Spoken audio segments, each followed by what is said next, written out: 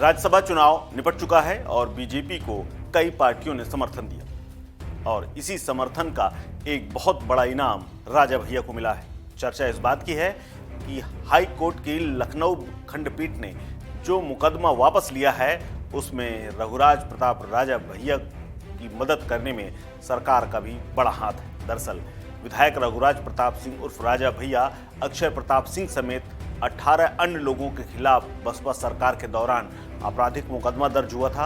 अपहरण फायरिंग का मुकदमा दर्ज हुआ था और उसको लेकर के अब सरकार ने इस मुकदमे को वापस ले लिया है। इस मुकदमे को वापस लेने की याचिका हाई कोर्ट की लखनऊ बेंच ने मंजूर कर ली है और आदेश देते हुए न्यायमूर्ति सुभाष विद्यार्थी के एकल पीठ ने इन लोगों को सीआरपीसी की धारा 482 के तहत दाखिल याचिका पर फैसला सुना दिया है और बरी कर दिया है। हाई कोर्ट की लखनऊ बेंच के फैसले के बाद राजा भैया और जनसत्ता लोकतांत्रिक समर्थकों में खुशी की लहर दौड़ पड़ी है। समर्थकों ने एक दूसरे को मिठाई खिलाकर बधाई दी है। दरअसल ये मामला 14 साल पुराना है। साल था 2010 जब ब्लॉक प्रमुख के चुनाव हो रहे थे। चुनाव 19 दिसंबर 2010 को हुए थे जिसमें बीडीसी सदस्य का अपहरण हो गया था। इसको लेकर तत्कालीन बसपा नेता मनोज शुक्ला और राजा भैया के बीच दुश्मनी चल रही थी। बताया जाता है कि हाईवे पर करीब 2 घंटे तक दोनों तरफ से फायरिंग हुई थी। इस घटना ने प्रदेश में बसपा सरकार के दौरान कानून व्यवस्था पर सवाल खड़े कर दिए थे, जिसके बाद मायावती ने तत्काल मुकदमा दर्ज करते हुए सभी को जेल पहुंचा दिया था।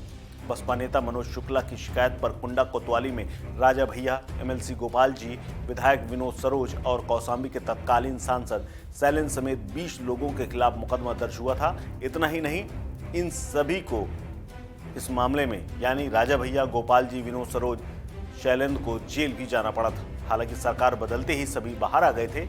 इससे पहले याचिका प्रतापगढ़ के एमपी एमएलए कोर्ट में दायर की गई थी, जहां से 17 मार्च 2023 को आदेश जो मिला था, यानी वहां से याचिका खारिज हो गई थी। उसके बाद इसे चुनौती हाई कोर्ट में दी गई थी, जिसमें इनके खिलाफ मुकदमे को वापस लेने की राज्य सरकार की याचिका जो थी वो एमपी एमएलए कोर्ट से खारिज हो गई थी। बाद में याचिकाकर्ताओं ने इलाहाबाद की लखनऊ खंडपीठ में याचिका दाखिल की।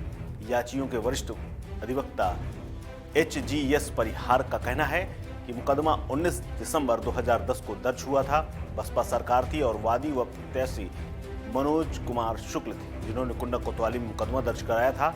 बाबागंज ब्लॉक के प्रमुख के चुनाव से ये जुड़ा हुआ मामला था। इसमें राजा भैया, अक्षय प्रताप सिंह उर्फ गोपाल जी समेत 20 लोगों के खिलाफ जानलेवा हमला करने, लूट, अपहरण आदि के मामले दर्ज हुए थे। 27 फरवरी 2023 को सरकारी वकील ने ट्रायल कोर्ट के सामने मुकदमा वापस लेने की अर्जी दाखिल की थी, जिसे कोर्ट ने तब यानी एमपी एमएलए कोर्ट ने खारिज कर दिया था।